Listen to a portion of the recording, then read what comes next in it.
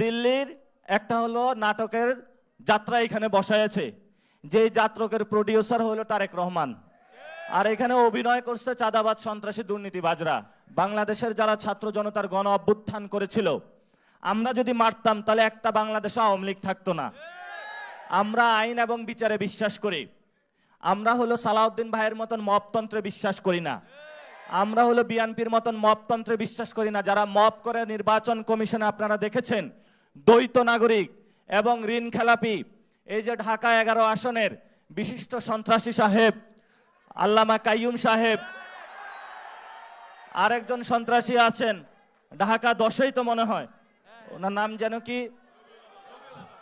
আল্লামা রবিউল ইসলাম, চাঁদাবাজি খুনের আসামি। ওনাকে হলো রেলঘাট, নৌবাহিনী সবকিছুর দায়িত্ব দেওয়া হয়েছে। তো ওইখানে বাংলাদেশের সবচেয়ে বড় চাঁদাবাজি চলে, কিন্তু তাকে দায়িত্ব দিয়েছে এটা।